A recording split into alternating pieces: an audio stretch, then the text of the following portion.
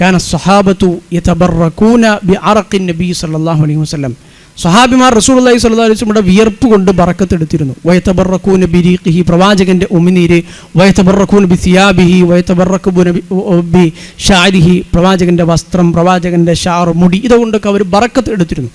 അമ്മ ഗൈറുഹു സല്ലല്ലാഹു അലൈഹി വസല്ലം, എന്നാൽ അല്ലാഹു റസൂൽ സല്ലല്ലാഹു അലൈഹി വസല്ലമയുടേതല്ലാത്ത മറ്റേതെങ്കിലും വ്യക്തിയുടെ ഏതെങ്കിലും ശേഷിപ്പുകൾ കൊണ്ട് ബറക്കത്തെടുക്കുക എന്നത് ഫഇന്നഹു ലാ യുതബറകു ബിശൈഇൻ മിൻ ഹാദാ, ഈ പറഞ്ഞതോ അല്ലെങ്കിൽ മറ്റെന്തെങ്കിലോ ആയ ഏതെങ്കിലും ഒരു ശേഷിപ്പുകൾ കൊണ്ട് തബറുക്ക് ചെയ്യാൻ പാടുള്ളതല്ല എന്ന് അദ്ദേഹം പറയുന്നത് കാണാൻ കഴിയും. പിന്നെ അദ്ദേഹം വിശദീകരിക്കുന്നു, ഫലാ യുതബറകു ബിസിയാബിൽ ഇൻസാൻ, അത് വസ്ത്രമായിരുന്നാലും, വലാ ബിശാരിഹി വലാ ബി അൽഫാരി, നഖങ്ങൾ, മുടി, അങ്ങനെ ശരീരത്തിലെ ഏതെങ്കിലും വസ്തുക്കളോ മറ്റെന്തെങ്കിലും അയാളുടെ ശേഷിപ്പുകൾ, അയാളുടെ ആധാറുകൾ, അതുകൊണ്ടൊന്നും തബറുക്ക് ചെയ്യാൻ പാടുള്ളതല്ല എന്ന് അദ്ദേഹത്തിൻ്റെ റിയാദുസ് സ്വാലിഹീൻ എന്ന് പറയുന്ന ഗ്രന്ഥത്തിൻ്റെ വിശദീകരണത്തിൽ ഷറഹിൽ അദ്ദേഹം രേഖപ്പെടുന്ന കാണാം. ഇത് പല പണ്ഡിതന്മാരും, ശൈഖുൽ ഇസ്ലാം ഇബ്നു തൈമിയ്യ റഹ്മത്തുള്ളാഹി അങ്ങനെ അഹ്ലുസുന്നയുടെ പണ്ഡിതന്മാരൊക്കെയും അത് കൃത്യമായി മുസ്ലിം സമൂഹത്തെ പഠിപ്പിച്ചു പോകുന്ന വളരെ കൃത്യമായ കാര്യമാണ് എന്ന് നമുക്ക് കാണാൻ കഴിയും.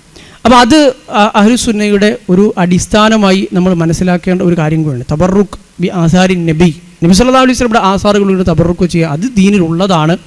അത് ഏതെങ്കിലും തരത്തിലുള്ള ഇന്നത്തെ പല വ്യക്തികളും ആളുകളുമൊക്കെ റസൂലിൻ്റെ ഏതെങ്കിലും ഒരു മുടിയോ അല്ലെങ്കിൽ ഏതെങ്കിലും ഒരു വസ്ത്രത്തിൻ്റെ കഷ്ണമോ ചെരുപ്പിൻ്റെ കഷ്ണമോ ഉപയോഗിച്ചുകൊണ്ട് സമൂഹത്തിൽ നടത്തുന്ന ചൂഷണങ്ങൾക്കുള്ള പിൻബലമല്ല ഈ പറയുന്നത്. ഇന്ന് അങ്ങനെയൊന്ന് ഒരു വാതിൽ മുസ്ലിം സമൂഹത്തെ സംബന്ധിച്ചിടത്തോളം ഇല്ല എന്നും പണ്ഡിതന്മാരൊക്കെ അതിനുശേഷം വ്യക്തമാക്കിയെന്ന് കാണാൻ കഴിയും. അതിനേക്കാൾ അപ്പുറത്ത് റസൂലുള്ളാഹി സ്വല്ലല്ലാഹു അലൈഹി വസല്ലമ എന്ന പ്രവാചകൻ എന്ന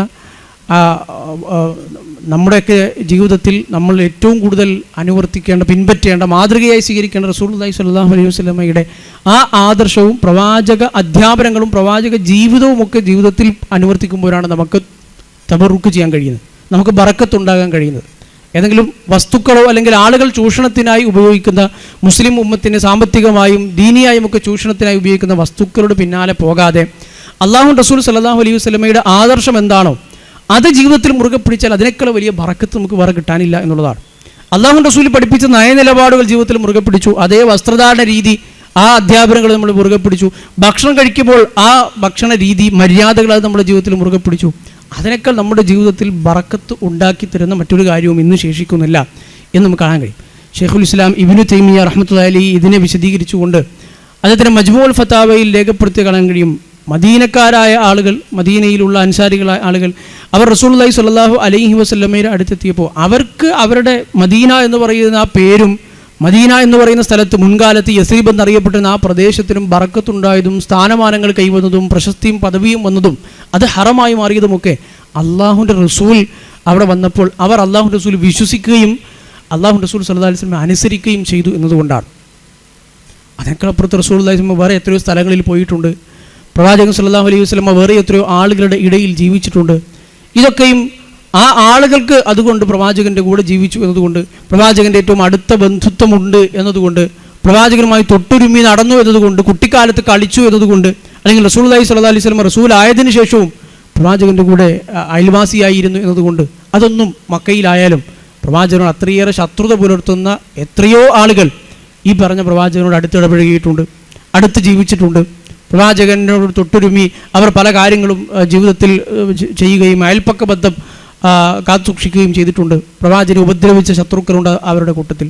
പക്ഷേ ഈ പറഞ്ഞതൊക്കെ റസൂലുള്ളാഹി സ്വല്ലല്ലാഹു അലൈഹി വസല്ലം ആ കാര്യങ്ങളായിരുന്നില്ല ഒരു വിശ്വാസി എന്ന നിലക്ക് നമ്മുടെ മുഖ്യമായിട്ടുള്ള നമ്മുടെ ലക്ഷ്യവും നമ്മുടെ ജീവിതത്തിൽ അനുവർത്തിക്കേണ്ടത്. നേരെ മറിച്ച് അല്ലാഹുവിൻ്റെ റസൂലിൻ്റെ ആ ആദർശം പിൻപറ്റുക, ആ ജീവിത രീതി, ആ പ്രവാചക ചര്യ ജീവിതത്തിൽ ഉണ്ടാവുക എന്നതാണ് പ്രധാനം. ഇബ്നു തൈമിയ്യ റഹ്മത്തുള്ളാഹി പറയുന്ന കാര്യം. അപ്പോൾ ലമ്മ ആമനു ബിഹി വഅതാഉഹു, അവർക്ക് മദീനയിലെ അൻസാരികൾക്ക് ലോകാവസാനം വരെ പരലോകത്തടക്കമുള്ള അൻസാരികൾക്കുള്ള ശ്രേഷ്ഠതയും അവരുടെ ജീവിതത്തിലുള്ള ബറക്കത്തും സൗഭാഗ്യവും ഒക്കെ കൈവന്നത് അവർ അല്ലാഹുവിൻ്റെ റസൂൽ വിശ്വസിച്ചു എന്നതുകൊണ്ടാണ്, അല്ലാഹുവിൻ്റെ റസൂലിനെ അനുസരിച്ചു എന്നതുകൊണ്ടാണ്.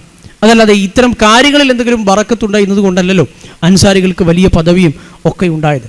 ഫബിബറക്കത്തി ദാലിക ഹസല ലഹും സഅദത്തു ദുനിയ വൽ ആഖിറ, അതുകൊണ്ടാണ് അവരുടെ ഈമാനും അല്ലാഹുവിൻ്റെ റസൂലിൻ്റെ ചര്യകൾ പിൻപറ്റാനുള്ള, പ്രവാചകനെ അനുസരിക്കാനുള്ള അവരുടെ ആ ഒരു ആഗ്രഹവും ആവേശവും അത് ജീവിതത്തിൽ നടപ്പിൽ വരുത്തുകയും ചെയ്തപ്പോഴാണ് അതിൻ്റെ ബറക്കത്താണ് ദുനിയാവിലും ആഖിറത്തിലും അവർ വലിയ ആളുകളായി മാറാനുള്ള കാരണം എല്ലാ മുഅ്മിനും, അദ്ദേഹം പിന്നെ അത് വിശദീകരിക്കുന്ന കാണി, ബൽ കുല്ലു മുഅ്മിനിൻ ആമന ബിർ റസൂൽ വഅതാഅഹു ഹസല ലഹു മിൻ ബറകത്തിർ റസൂൽ ബിസബബി ഈമാനിഹി വതആതിഹി. അല്ലാഹു റസൂൽ സല്ലല്ലാഹു അലൈഹി വസല്ലമയിൽ വിശ്വസിക്കുന്ന, പ്രവാചകൻ സല്ലല്ലാഹു അലൈഹി വസല്ലമയെ അനുസരിക്കുന്ന ഏതൊരു മനുഷ്യനും ആ ഒരൊറ്റ കാരണം കൊണ്ട് തന്നെ റസൂലിൽ നിന്ന് ബറക്കത്ത് കിട്ടും.